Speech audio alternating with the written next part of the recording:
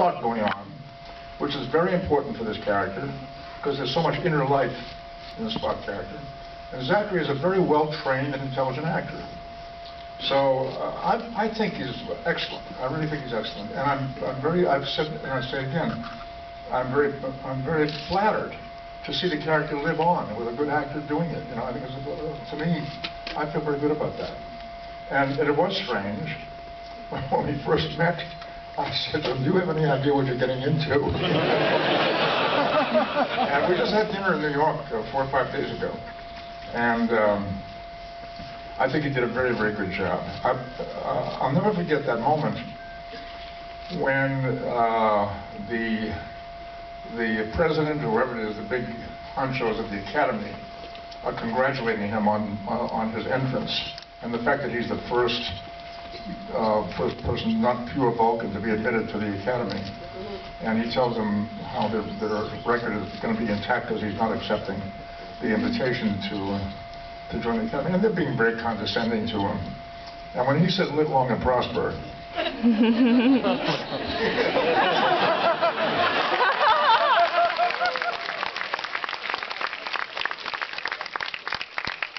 nobody has ever delivered "Live long and prosper" quite that way. That's outstanding. And by the way, Flickr just went crazy with that. You know, when you said to him, "Do you have any idea what you're getting into?" You know, through the years, it seems like this role has been both sunshine but also a cloud sometimes for you. I mean, I know that there's been many challenges in it and many opportunities. It must be interesting as you reflect on it. Well,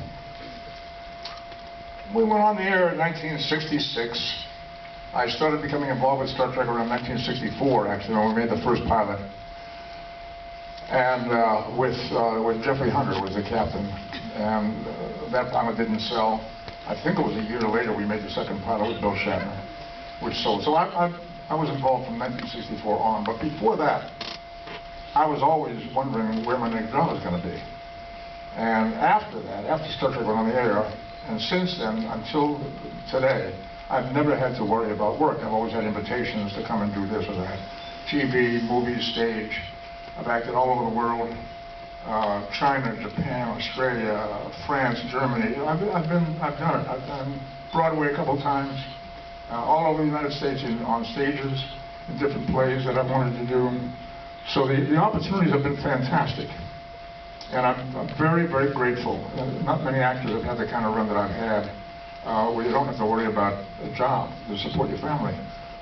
There was a tough time. Not so tough about getting work, but tough about identity. All through, when we finished with the series, 1968, I was hoping to go to work and find some other kinds of things to do other than that kind of character, and I jumped into Mission Impossible for 2 seasons. It was very interesting for a while. I got to play European dictators, South American dictators, Asian dictators, and I got to do all those dialects and makeups and so forth.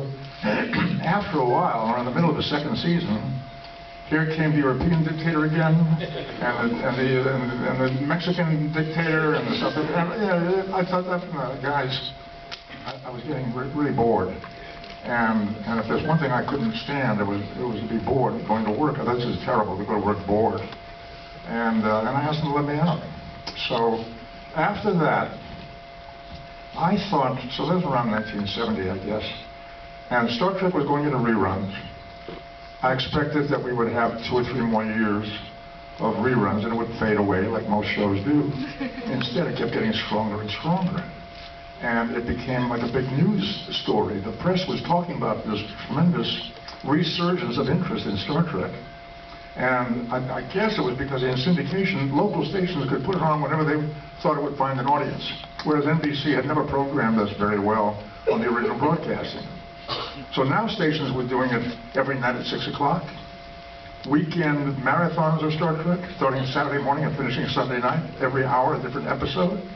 College courses were being shifted in their hours because students wanted to see Star Trek in the afternoon. You know, it was a big deal.